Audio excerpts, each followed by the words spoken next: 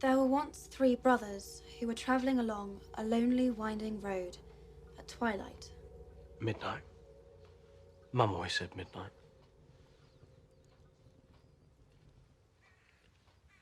But twilight's fine. Better, actually. Do you want to read it? No. There were once three brothers who were traveling along a lonely, winding road at twilight. In time, the brothers reached a river too treacherous to pass. But being learned in the magical arts, the three brothers simply waved their wands and made a bridge. Before they could cross, however, they found their path blocked by a hooded figure. It was Death, and he felt cheated. Cheated because travelers would normally drown in the river, but Death was cunning.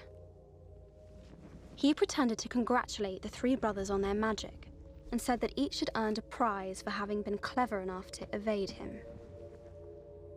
The oldest asked for a wand more powerful than any in existence, so Death fashioned him one from an elder tree that stood nearby. The second brother decided he wanted to humiliate Death even further and asked for the power to recall loved ones from the grave. So Death plucked a stone from the river and offered it to him.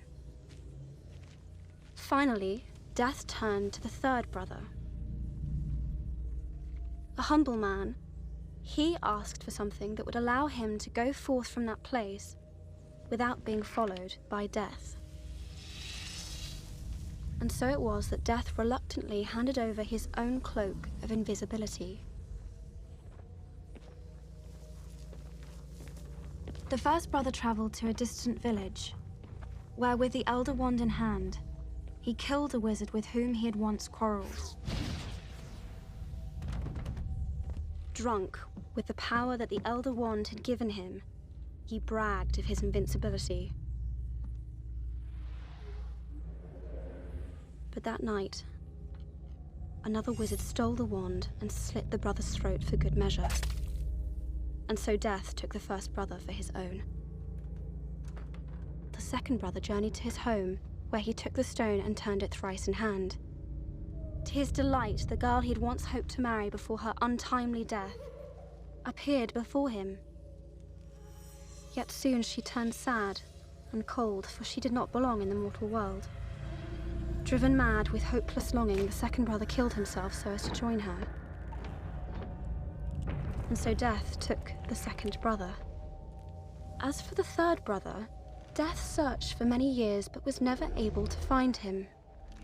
Only when he attained a great age did the youngest brother shed the cloak of invisibility and give it to his son.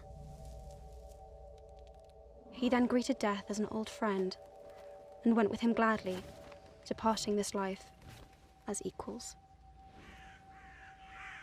So there you are. Those are the Deathly Hallows.